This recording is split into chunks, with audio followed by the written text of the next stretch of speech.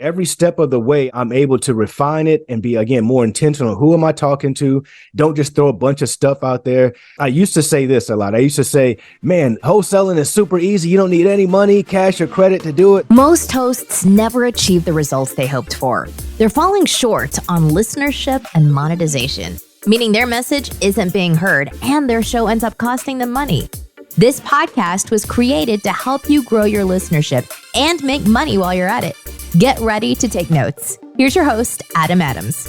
What's up, podcaster? It's your host, Adam Adams. Today, I'm joined with Shaun Young. And Shaun and I have been friends on social media for a while. We've connected a little bit in the past, and I've been actually trying to get him on the show for a minute or two. And so I'm stoked to finally have him on the show. He does something called wholesaling for real estate. In short, that means you basically take control of a property, you sell it to somebody else, you make a little spread, and some people never own the property. He's got a podcast about that as well. So he's got a podcast that teaches you how to do real estate. It's called Nationwide Real Estate Mastery, and a couple other cool things about him. His whole bio is in the show notes, but we might be talking a little bit about how does he make his podcast work with his business. And we'll also be talking about some of his other skills because just like me, he has a virtual assistant agency where he basically places VAs for other people like you. So we might ask him, how is that going to help a podcaster if they don't want to edit themselves, if they don't want to hire a company or whatever? What can a VA do to boost your podcast? So we'll jump into that. Shaun, it's good to have you, man. I want to ask you for the very first question. Let's start off here. What was the reason that you decided to start a podcast? I'm asking because you could have done anything. You could have had Facebook ads. You could have had a meetup group. You could have had a book. All of these options. What made you decide that the podcast was the route to go to build your business? Man, great question, Adam. And thank you for having me on the show. Thank you for having me. I'm sure your listeners are wonderful. So guys, the reason why I started a podcast is because I wanted to get expertise, advice out to my audience on topics that I necessarily wasn't the master or expert on. So I figured that the podcast platform would give me that perfect space to allow me to bring on guests, dig deep, see exactly how do they do what they do, and make sure that there's actionable steps in that interview for my audience that listens as well, so they can go out there and take action right away. That was my goal. So if your goal is to make sure that the listener is getting value, and that's why you launched a podcast, I'm thinking that that's too altruistic. It's too altruistic. It doesn't mean that it's not true that you didn't want that, but I'm hoping that you also get some benefit for yourself. Like, are you getting more deal flow? Are you getting more coaching clients? Are you getting more anything? Are you wanting to learn yourself, but also passing it on to them? Let's just pretend that your first answer doesn't even count. And is there another reason why you decided to start a podcast? I mean, it's the spirit of reciprocity. I wanted to be a generous expert. I wanted to definitely be a go-giver for sure. And I wanted to figure out how could I make it in a package platform where it really helped people and it helped me as well. Like you say, I'm not doing anything just for nothing. It's all for some reason or some personal benefit as well. And I definitely get to learn a lot. I get to build great relationships. My coaching business has definitely exploded and picked up. I get a number of clients from sources, from people who never even thought they would come to me, but they heard me because they wanted to hear their guy who I interviewed about, let's say, mindset. And now they're like, man, this guy who's interviewing, he sounds pretty awesome as well. Let me see what he's about. So it's definitely generated a ton of revenue, 100%. It's helped create great relationships, and it has helped me be more of an expert in my field as well, and an authority. So, random question. I'm thinking through what you've said and not specifically looking at the episodes to verify this, but I'll just ask you. Shaun, you mentioned a coaching business, and I think that our listener probably has a coaching business. So I want to dive into that. You mentioned that it grew your coaching business. Some people said, hey, I want to hear that person talk about mindset. And so now they're coming to you, they're finding you, you're spreading your word. And you said it's working. So I want to find out, like, if I'm a brand new podcaster and I have a coaching business, just like you, or a similar type of thing where I'm coaching, I'm mentoring, I'm consulting on building somebody in this business or that business. For you, it's real estate. Can you help us understand like your plan or your direction or how you're being intentional about having the podcast grow the coaching business? Sure. What I do, guys, is I really don't promote my coaching business too heavily. It's really for exclusive students that, reach out and that we're a good fit for each other. So I don't have a typical like coaching course any longer. I mentor students now. So it's more of a higher dollar level. And those folks who reach out, they're doing so because, again, they're listening to me speak with high level folks in other areas. They understand that I know what I'm talking about. I know what I'm doing. Or if I don't, I say, hey, I stay in my lane and I let them stay in their lane. But this is how we get that information. So I absolutely leverage all the information to grow my coaching business, but it mainly is just to grow relationships with my businesses overall, which is my real estate business, the coaching business, and mainly my virtual assistant company. Okay. So when you're doing your podcast, Nationwide Real Estate Mastery, do you think you make more money through coaching or your VA business? Doing the podcast, I'd say I make more with coaching. I make a whole lot more with coaching. And you also mentioned that you don't really promote it as much. I think that's a direct quote, but it's close enough. You don't really promote it as much. It's not like the big focus. Correct. And oftentimes, like on this show, I always tell the listener, like, if you've got a coaching business, you need to let your listener know. The listener just has to know. And I hope they understand that doesn't mean we need to be a douchebag about it. We don't need to be shoving it down people's throat. We don't need to be like, oh, if you want to know the rest of that, you've got to join my $1 million coaching company or something like that. But I'm curious, like, where do we draw the line on, or where do you draw the line on? Like, I don't want to bother somebody with it, but I want to make sure that they understand that I can do that in case they need to go to the next step. What do you do to make that happen? Like the way that I like to do, I mean, that's a great question too, Adam. And the way that I like to position that is when I'm on these shows, again, I'm positioning myself as the generous expert. So I give it all. I don't hold back like secrets or anything like that. I give and pour into as much as I can. When I'm asked a question, I don't try to figure out a way to give everyone 90% of the question. I'm keeping 10% of the secret sauce for I don't believe in that. I don't have a scarcity mentality. So whatever I'm doing, I'll share it with you 100%. And that has been the secret to my success and to attracting people who have an abundance mindset as well, because they can see like, man, this guy is given so much. Like I could just imagine if I was a mentor or a student of his, like what would I get at that point? And you're absolutely right. I go 100% above and beyond for my clients, my students. So that's the experience that they get. They're already getting a taste of it by, checking me out on my podcast. So tell me again, how do they know that you have the coaching company? How do they know you could help them? When do you mention it and how do you mention it? Well, I used to mention it all the time. It was all over the place as far as my coaching company. I have changed philosophies on that, and so I've backed away from that. But if you're a person out there that's trying to get a coaching business going, you have got to be your biggest cheerleader. You talk about it as many times as possible. If you have a podcast, you've got to interject it in a way that it's not overshadowing what the guests is there to talk about, or you're not, taking the spotlight off of your guests, but you're able to say, hey, listen, the way that Jeff does that, we have a process that helps people out here do that exact same thing. We'll help you with that process. So we'll interject it in ways where it's not, again, overstepping your guests. And that's important, guys, as a podcast host, is you want to make sure that your guest shines. They're the star, not you.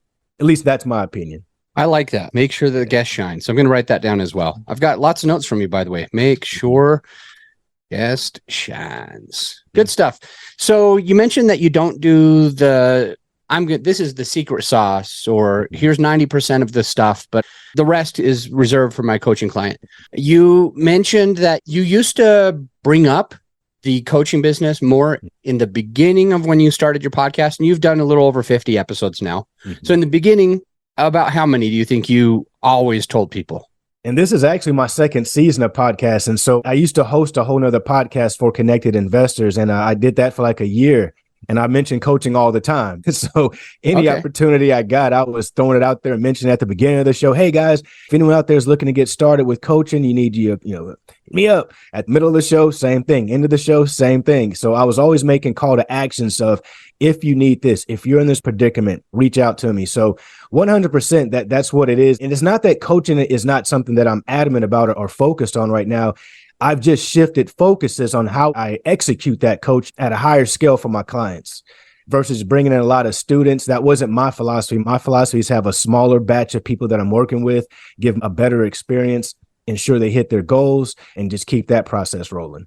So when you say your philosophy changed, you mentioned that in your first show, Connect Investor, and I remember that show.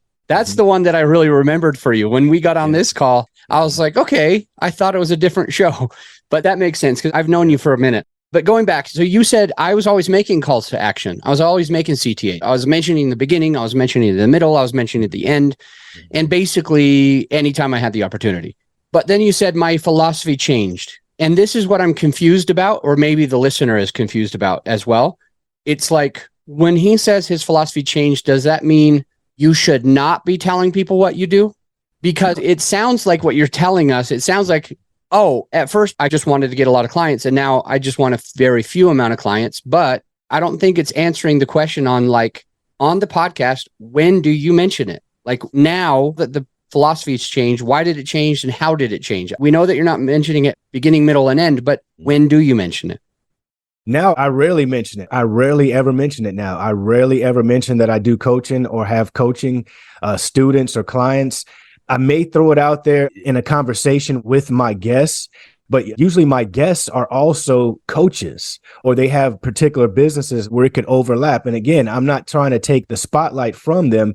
So I'll say things like, hey, when I'm coaching my students, I find that this happens. What do you think? Are you finding that same? So I'll use techniques to remind people that I'm a coach. But again, I don't want to overshadow my coaches who I'm interviewing or people who are out there who have coaching programs. That's not what this is for. So I want them to be that expert and I'm just here to be their guide. Okay, that's great. And not only is it great, but I think it's really a smart way to do it. So I'm going to basically what I'm hearing you say, I'm going to repeat it to the listener again. So when Shaun is doing his podcast, right now his intention is not to be like forcing anything, but he does something else that I call planting a seed. If you want a big old apple tree, and you want all the fruits of that tree as much as you need, you got to start somewhere. You got to start by planting a little teeny tiny seed in the ground. And then you kind of got to water it and nurture it over time. And then it becomes eventually 30 years later, or however long it takes, 5 years, it's this big old apple tree and you're able to get the fruit whenever you want. And his technique to planting the seed is saying this, and please write it down. When I'm coaching my students, fill in the blank, and then you say, what do you think? So you're having an interview with somebody else who might also be a coach. And if it were me doing this, let's just say it's the virtual assistant thing, because Shaun's got a VA business, I've got a VA business. I might say something like, a lot of the people that come to me to get a virtual assistant, they think that it's going to be hard, it's going to be difficult, they don't know how it's going to work, and they find out that it's much easier than they thought. In your business, what have you noticed for people coming? Is it as big of a deal as they thought? Something like that. So that's kind of a good example of what he was saying. And that can get your listener to go and do that next thing. So, hey, my podcasting students come to me and they don't know how this is going to happen. How would you answer that? What would you say to them? And then at least you've planted a seed. And all that means is the listener, your listener, understands or knows that you do a certain type of business. So planting a seed can be a beautiful thing. And you organically bring it out. Yep, you hit it right on the head. That's it. Just got more questions with you than I think I normally do. And that's a problem because there's all these questions written down. I'm like, I want to know so much. You mentioned that some people come to listen to their person, their influencer, about something like mindset. That was one of the pieces that you brought up. Mm-hmm. And my question is, your podcast is for nationwide real estate. It's basically for wholesaling, flipping, that kind of stuff. Yep. And I'm curious how you intentionally make the content for your listener so that they can get value, hire you, be better in their business. And it's hard for me to ask this question because it's just like so all over the place. But in a nutshell, it's like, are you niched to a very particular topic, or are you broad and kind of shooting with a rifle and just like keeping it open for lots of people? That's kind of the niche, the gist of my question. Great question. Yeah, we're very specifically in the real estate space. However, folks in the real estate space, they have unique ways on how they've gotten to the real estate space. I ensure that whoever I'm talking to, even if it's someone that's a mindset person, they're still in the real estate space. So we talk about their mindset program on our show, but they've made their money through real estate. They're still real estate investors. They still do this day in and day out. So it makes for a great conversation and a great topic. And it also makes for not a boring topic to kind of as well. Everyone getting instruction is out there. We're in the information age. So being able to learn how to do something is super easy to do. You can find instructions on anything, but it's the delivery of that. So that's why I really love the podcast approach, is that it gives personality to these endeavors that we're going at. So I love bringing on guests who have the personality, the life experience to tell you what they've done, how they've done it, where they failed, and how you can not run into those exact same pitfalls. Yeah. You mentioned that you're having interviews with other people. And a lot of the times on this podcast and with my own coaching clients for podcasting, I'll mention that it can be a really good thing to have interviews because it can kind of grow your brand bigger. Because as you already mentioned, they come and listen to their guy about mindset. So you get a new listener, a new follower, even a new client because you've brought on another person as a guest. Because obviously they might share it with their people. On top of that, I mentioned that another beneficial way to do content is to do your solo episode. That means that you're by yourself. Now, there's people that do this 1 out of every 7 episodes, 1 out of every 4 episodes, or every other episode, or even every single episode. They will have their own content as a solo interview or a solo episode. And it made me wonder, with you and your podcast, do you focus on doing a combo of both? And if so, what is the balance that you've chosen? Great question. Again, with this podcast, I'm strictly giving out interviewed content. I do have some solo interviews that I put out, but it's out of the 50 that we've done, I say maybe, and I've got like 20 more to put out. But out of the 50 that we've done so far, like the 53 or 54, I'd say maybe 12 or 13 are just me. I don't focus on that any nowadays because my focus is so all over the place. So I've done so much of that content already that I really want to make. Again, the point of this podcast was to be the generous expert who's planting the seed, so that down the line, people are saying, man, this guy, he must know what's going on. He must know what he's talking about, so that I'm able, again, to attract the type of client that I'm looking for my coaching or for my mentorship, and as well as for my VA business. Yeah, cool. Do you ever work with the people that you interview? Have you so far in the 40-ish episodes that you've recorded as interviews, because you've done over 50 and I think you said about a dozen of them are solos, but with 40-ish interviews that you've had, has one of those people joined, even though you're not even focused on it? Like it's not the main goal of the podcast. I'm just curious, have any of them, those guests, become clients of yours for the VA company? Yes, both for coaching and VAs. Both. That's pretty cool. So how do you bring up the VA thing as well? And referrals, he says. How do you mention the VA business on your podcast? Well, every business that I feel needs help or needs a team. So I'm always talking about, the need for that and the need for a team. So I figure out what are they doing and I ask them, hey, do you have help doing that? And usually 9 times out of 10, most of my guests have a team and they'll say, yeah, I've got a team. I've got Sally who's been doing it in the office, and I've got somebody in Pakistan or wherever they're at. And so that I'll tie right into it on the importance of needing a virtual assistant. Okay. And you'll say that while the interview is happening in front of the guest and the listener hears it too? Cool. Yep. So going back to a question that I started to ask before, but I asked a double question, which is a mistake that I make a lot. So if you're listening and you ever make a double question, guess what happens? Sometimes you only get one of the answers. So I got to go back, and we asked, what is the new philosophy? But if you recall, I asked, why did the philosophy change? What was the catalyst for you to think, hey, I shouldn't just talk about it at the beginning, middle, and end. I should just plant seeds. Why did your philosophy change on that? It was because I was attracting a lot of the wrong clients. I was getting bogged down with the wrong type of client for myself, and I was the wrong type of coach for that client. So I learned to be more conscious of my avatar. Who was I actually speaking to? Who was I trying to get my point across to? Not just throwing it out there all the time and just throwing things out there, because again, you have to sift through a lot of that. Even if you have a team to help you, it's demoralizing to your sales team to have to go through so many unqualified people as well. So you have to really think about what you're doing and how you're doing it and who your target avatar is. So that was something that I was able to really nail down.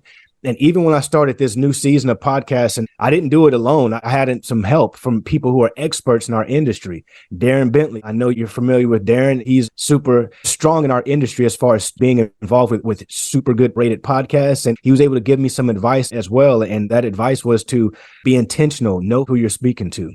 Okay, that is beautiful. Let's stick on this for a second. Mm-hmm. Shaun's saying that his whole philosophy changed the day that he became more conscious of his avatar. I'm curious, Shaun, for you to stop getting unqualified leads, for you to start being intentional every step of the way, when did you learn that? Because we've got listeners that have been podcasting for 2, 3, and 4 years, even 6 years. I've had people come to me and say, I listened to your podcast. I want to hire you. I've been listening for all this time and I've been podcasting for 6 years and I just don't know what I'm doing. Like nothing has happened yet. And it's funny because one of the main things, like step one is to be more conscious of your avatar. Step one is that. And I find that a lot of people mess that up. They had an idea of that person, but they weren't, like Darren said, they weren't intentional. They weren't being intentional. So I want to find out, like, how long did it take you to figure this out? You had one podcast and another podcast. One of your podcasts was up for a year. This podcast has been going for 50 episodes. Mm-hmm. How long did it take you to learn that? It took a couple of years, to be honest with you. And it was before I even started my second season of podcasting, because I took a year off from podcasting. And I learned this through the enormous amount of content that I put out on social media. I've got YouTube channel, 5,000 subscribers. I've been putting out stuff on there for a long time. So I was able to learn a lot there. I've got like 3,000 TikTok subscribers. I was able to be more refined there and maximize it there. So every step of the way, I'm able to refine it and be, again, more intentional. Who am I talking to? Don't just throw a bunch of stuff out there. I used to say this a lot. I used to say, man, wholesaling is super easy. You don't need any money, cash or credit to do it. Like, it's kind of true that's true to an extent. But if you're trying to build a true business, not just get a deal, but if you're trying to build a business, I had to be more honest about how that really looked. And by doing so, it started to deter people who were looking at our industry as a get rich overnight type of industry. And I started to attract more of the people who were saying, man, this seems like a viable business that I could invest in and invest my time, energy, and effort and finances and see a return. So I appreciate that about you, Shaun. I appreciate that about you. And I'm hoping that the listener is getting the message here that many people, they might have this podcasting so flippin' easy. All you got to do is this and this. Or they might have one about wholesaling. Oh, you don't need cash or credit. Like, you could just start this thing and like it's going to build up and you'll be a millionaire next week. And so like we have all of these people that are, a good way to say it is over promising and under delivering. They want to attract everybody. And so they get people to come and pay them, let's just say $5,000. It doesn't matter the amount. Let's say they pay them $5,000. They learn the thing and then they don't do shit. I'm glad you said that. Man. So it's like, because they think when we attract the people that want the $1 million overnight, they also think that it's not work. It's not effort. They don't put enough time and attention. They're going to be the person who tries it for like a week or a month. Yep. But they don't have persistence, the determination. Behind you, you've got some signs, and one of them says persistence. Yep. And we've got these people that join when we make it sound easier than it really is. We have people that come and pay us, and sure, you made $1. Okay, good for you. You made $1. You made $5,000, whatever. But you didn't serve anyone. You didn't help anyone go to the next level. All you had them do is just pay $5,000 to not go to the next level. Yep. So I want to commend you, Shaun, and I'm hoping again that the listeners getting this, when we have our podcast content, you have been really careful to be honest and upfront about this can be a viable business if you build it right. Instead of just send out 500 letters and tomorrow you're going to triple the money that you invested with me. Exactly. I appreciate that about you. Thank absolutely, you. Brother. I appreciate that you pointed that out and that you see that, because so many people in our space, they get discouraged, man, because they're set up for failure from the beginning because they're just not told what it really takes to be successful in our industry. They're focused on deals from day one. And I tell all of my students, hey, let's focus on consistency. Consistency will build momentum, and momentum will create your results that you're looking for. And you just mentioned that about being consistent. That's what this is all about, guys. You got to do this. you got to be dedicated even when you're not motivated, because you're not going to be motivated every day. But if you're dedicated, you're going to see the results. I promise you. So I recently went from dad bod to 6-pack abs. Okay. So this was like a transformation over like 2 years. Nice. And people came up to me and they said things that really hurt my feelings. They said, "Oh, you've got such great genetics." They said, "Oh, I wish I had your motivation." And it's like, dude, you don't understand. I don't always want to get in an ice bath. I don't always want to go to the gym. I don't always want to do my sauna at night instead of this other thing. I don't always want to skip the alcohol when I go out on a date. I don't always want to meal prep 3 of my 4 meals per day. So they're just like already prepped and ready to go.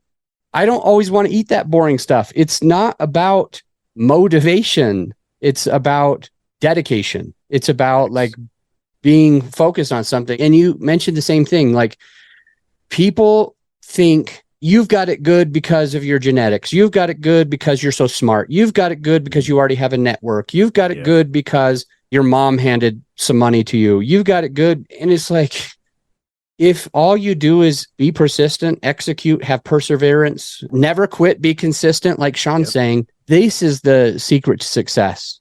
Not how smart you are, not what a thing you paid for. It comes down to your core. It's being consistent, being diligent, even when you don't want to, even when you don't feel like it. So that's really good. I want to talk about virtual assistants and how can a VA help our podcast agency or other company. We'll do that after these messages. Hey, my friend, as you know, this episode is sponsored by my company, growyourshow.com. We want you to be able to have the best tools at your disposal without costing you a whole arm and a leg. So right now you can get a free list of vetted equipment that like mics, mixers, webcams, sound treatment, editing software, everything that you need. I created the whole PDF with direct purchase links just to save you time and money, to help it be more convenient for you. So this free PDF will help you skip all the guesswork. If it's on there, it's vetted and approved by yours truly. And if it's not on there, it's probably not worth the money. So go ahead and get yours at growyourshow.com/PDF. Let's get back into the show. We're back with Shaun Young from Nationwide Real Estate Mastery, and he's got virtual assistant company, and he has identified 6 things that your virtual assistant could do for you to be able to help you with your podcast. So let's go into these 6 things. And Shaun, I put them in the show notes. I know you gave them to me, but I wrote them down. That way you don't have to get lost. I'm sure you won't, but I did it just as a precautionary. So let's talk about these 6 things that a VA could do for us in our podcast. Nice. Well, first thing we're going to get into, guys, is editing, guys. You'll get discouraged trying to edit these podcasts yourself and get the sound right and make sure that it's up to standards for the other podcasts that are out there on Apple or Spotify, wherever you hear podcasts for. So make sure that you have someone who can do that for you. And a virtual assistant they do it for me. So another one is let's stay on that for a second before we go to number 2. So editing is beneficial. My team averages about 15 hours per episode that we spend with audio editing, video editing, graphics, and all these other random pieces that they'll do for people. They say it takes them about 15 hours. And so that could be a lot. And I want to go back to your wholesaling business. If it took you, let's just say 10 hours, 12 hours, 15 hours, it doesn't matter. If it took you 10 hours, that's a quarter of your whole week. And let's just say you're able to make sure 2 deals a week happen. But that 10 hours, that 15 hours that you went away, you left your wholesaling business, Shaun, for those 10, 12 hours so that you could edit your own, because you either say that you wanted it or wanted to edit, you love editing, or you're like, I don't have enough money to pay someone to edit. I don't have $100 to pay someone or whatever it costs you, $50, $100, $200. I don't want to spend that $200. So instead, I'm going to not do my wholesaling business for 12 hours. What would that cost you? Guys, it costs you a lot. All right. So let me dead into the camera. It will cost you a lot. All right. Do not do that. You don't want to take your foot off the gas of one business to do another business. You only want to do another business or another venture when that venture that you already are in currently can run successfully without you being a part of it. That's when you move into a new avenue. If not, you'll find yourself spread thin and you have to make these decisions like Adam is saying. Should I take 10, 12 hours out of my real estate just to edit this one video that might not even come out right? So let's just say if you lost one wholesale deal every week because you spent 12 hours editing, what would that add up to be financially, you think? Guys, we're looking at, for our numbers, that's $40,000 to $100,000 that's gone because we couldn't delegate our time, because we did our business as a disservice and spent our time on things like editing videos. So now our whole team is suffering. Interesting. Yeah. Wholesaling can be lucrative if you're doing it right. So it's like, definitely don't take your eye off the ball. So number one, you're saying that is editing, and you got 6 here. The second one you're about to get to is graphics, guys, graphics, getting those nice thumbnails, because we also put our podcasts out on YouTube as well. So we want to make sure our thumbnails are in place. We put them out on all social media platforms. So having those graphics be in place and having them look up to par is going to be important. So having graphics. Now, the virtual assistant could be the one who creates those digital assets for each episode. Yep, 100%. Awesome. And so you don't have to do it. I would recommend this place called Canva. It can be good if you have a virtual assistant, and it can be good if you are doing it yourself. It can help it be a little bit faster, but that you can templatize like your thumbnails, your promo images, and things like that. But even if you have a virtual assistant, you can still have them using Canva to kind of support. Absolutely. It's just an inexpensive way to do it. So number one, your virtual assistant could edit your podcast. Number two, they could create the graphics. Third, what will they do next? Upload it, guys. Who is going to get this podcast out there to your listeners for you? Somebody's got to do it and make sure that it hits all platforms. Let a virtual assistant handle that for you as well. Let that be one of the tasks that they handle for you. I remember I had my first podcast. It was about real estate. It ended up being a fun thing. And then I sold it about 3.5 years ago. And during the beginning 300 episodes, I kept learning this part that you're talking about, like editing and the graphics. But then it's trying to go and upload it, because I kept having a problem that would stress me out and take away from my actual business, which was real estate. And that was when I tried to upload it. Sometimes it wouldn't upload to every platform. And I got people saying, hey, it doesn't look like you've published in a few months. And I'm like, no, we publish every week. And they're like, well, I'm on Spotify, or I'm on Apple, or I'm on Google, or I'm on name the podcast playing platform. I kept messing it up, and I kept having to get distracted in the middle of my workday. So it can be a huge blessing, a benefit, if you got somebody whose main job is the podcast, so that you don't have to be freaking out about it, like, and stopping in the middle of your workday just to figure out, okay, why didn't it go to Spotify this time? Why isn't it there? Good stuff. Okay. Editing, graphics, uploading. And the fourth one, finding guests. I have my team finds my guests for me, guys. So I'm in a network, so I know a lot of people, and I've got a good network, so I can find guests. But there's people who I've never met before, and those are one of my VAs found those. We have a list that we go through on how we find potential guests for us, and she reaches out, schedules them, gets them on board, make sure they're a good match for our audience, and gets them on board. That really does a couple of things, it sounds like. So if they're finding your guests for you, like you said, I already know a few people. I've got a good network. But here's the thing, you already know them. You're not really adding to your network if you just keep networking with just the people that you already met. If you just go in your immediate family and you network with your mom and your dad and your sister and your brother, that it's just going to stop there. So to Shaun's point, if you have somebody helping you find guests, A, it's going to take some time and effort off of you so you can focus on your business. And B, you're going to be able to grow your network even faster because you're getting in front of people that you didn't already know. So editing, graphics, upload, find guest. What's number 5? Social media marketing. How are you going to advertise? Do you advertise? How are you going to let people know you got a new episode out? Basic things like that. Those are things and tasks that a VA can handle for you as well. I love that. with my company, Grow Your Show, if we are editing somebody's, we automatically publish it on up to 3 social media platforms. So Facebook or whatever. And that helps them. That helps the podcaster to be able to staying in front of people. I call it being the squeaky wheel, because out of the 4 wheels, if one of them's squeaking, you're going to stop and you're going to grease that wheel, but the other 3 will get neglected because they're just not making the noise. And you can be making the noise by going on all the platforms, and it can be automated by having a team do it, or your own virtual assistant, making sure that the social media posts on however many platforms you choose, whether it's TikTok or Facebook or you name it, stays in front of your people so they always know that you've got that podcast. You're more likely to have people share your podcast with their friend. You're more likely to have them listen in because they keep seeing you. And that's all by staying in front of them. That was number 5. And number 6, Shaun? Is having someone that can reach out to your guests, email your guests. So again, that's something that you can't. These are all $3 to $10, $12 an hour activities at the highest, right? You have to ask yourself, what is my time worth? Do I have the time to do this? You just don't. You absolutely do not. Unless this is the only thing that you're doing, your other businesses are crushing it. They're operating without you. You have the time to invest in this.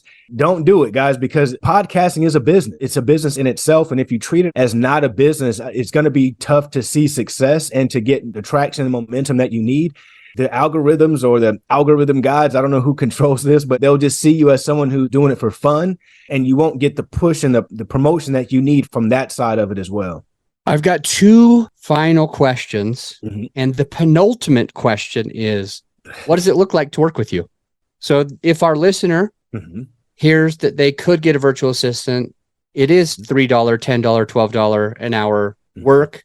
They shouldn't be doing it. They should be letting someone else do it so they can focus on making their $40,000 a month or $100,000 a month by getting that 12, 15 hours back. What would it look like to find you and hire you? Well, guys, if you are looking for a professionally trained virtual assistant, you can head to REIWorldSolutions.com. Let me know that you heard me on today's show with Adam, and I'll take care of you for sure. The team is going to take care of you for sure, but I'll make sure that I take care of you and ensure that you get the red carpet treatment, 100%. Well, give us more. Let us know, like, what does onboarding look like? How do we get an assistant? About approximately how much do we pay? Who do we pay? Do we pay you? Do we pay the VA? Nice. What would it look like if we were to hire a virtual assistant with you? Yes, let's jump into it, guys. So the first thing is that you're going to pay a one-time registration fee of $4.99. After you pay that fee, you're good. You're good to go. You'll have what's called a strategy session. That's where we sit down with you, determine what you do, what do you need to be done. We figure it out. Then we match those needs to the skill set of our VAs. It's not a cookie cutter process. We don't just give you anybody. We match it up to our VAs. It takes about 48 hours to do that. After that point, we have a VA client handoff session where we hand off the VA to you. You get to meet the VA's trainer, and the VA's manager. We explain to you how you're going to make your payments each week. We explain to you how we help you monitor your VA and how we actually act as your HR department. So it's a great process for you. Very simple to use, very easy. Our VAs are $9 per hour, minimum of 20 hours per week. You can hire as many as you want. You can make a switch at any time you want for whatever the reason. You're never going to be left without a VA. So let's say like you're used to hiring VAs and someone says, hey, I'm sick for a week. No, you're not going to be left without a VA for a week. We've got backup contingencies in place. You'll never be left in a predicament where your VA is saying, hey, I can't get internet connection or these things. All the troubles, we've solved all those problems. We've solved all those problems, and we've made it so that you can just focus on growing your business as you should be focusing on, not worrying about if your VA has internet connection or all these other weird things that happens when you hire basically VAs. They pay you, your company, every month, and you make sure that they have a VA on their side rather than paying a VA, the particular VA. It goes straight through your company and you hand hold the whole way.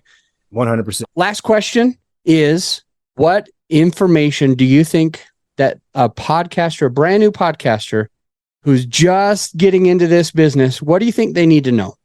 They need to know who their audience is, who you're talking to.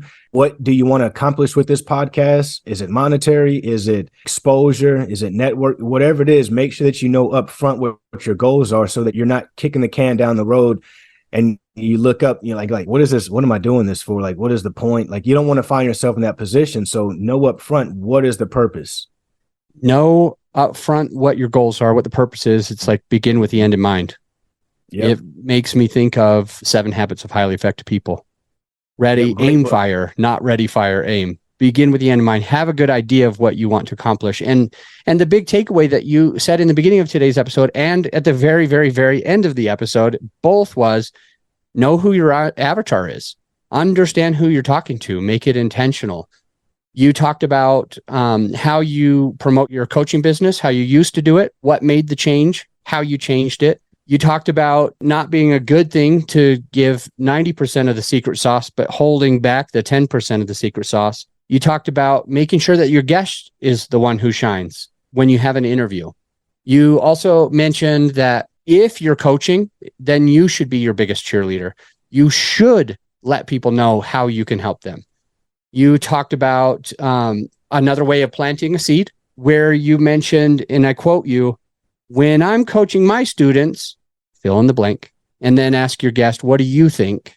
We talked about how you do about 4 to 5 times as the amount of interviews as you do solos. So maybe approximately 1 in 5 happens to be a solo episode. You talked about what turned you around is being more conscious about the avatar, getting intentional. We even mentioned that it took you a couple of years. You talked about how your social media is there, and even you have 5,000 followers on your YouTube channel.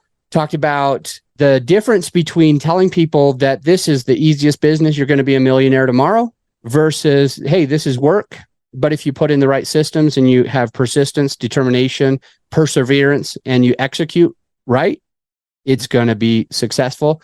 And then we talked about the 6 things that a virtual assistant could do. And if you'd like to find Shaun's company, reiworldsolutions.com is already down in the show notes. So you could check that out. You talked about your VA could 1, edit, 2, do the graphics, 3, upload the podcast for you, 4, they could find your guests, 5, they could do your social media, 6, they could email your guests on your behalf. Shaun, thank you for this interview. I hope we can do this again. To the listener, the next episode is going to be one of those solo episodes. I do every other episode's a solo episode, and I think that's going to be important for you. I picked out something special for you this week. I'll see you on the next episode. You know, I really don't say this nearly enough. I don't mention this, and I feel horrible because it's a great resource for you to be able to take your podcast to the next level. And it's simply a free resource that I don't need your email or anything. It's just a podcasting course that I created that is ended up putting in the very first 6 episodes of this podcast. So if you haven't checked it out, definitely going to want to just check out those first 6 episodes, see how they can help you improve your podcast, get in front of more people, and have a better result where you're making more money through the podcast, etc. So much can happen after you listen through episodes 1, 2, 3, 4, 5, and 6. So if you haven't done it, go do it now. And by the way, if you're subscribed, you'll keep hearing more great content. So to those of you who are, I'll see you on the next episode.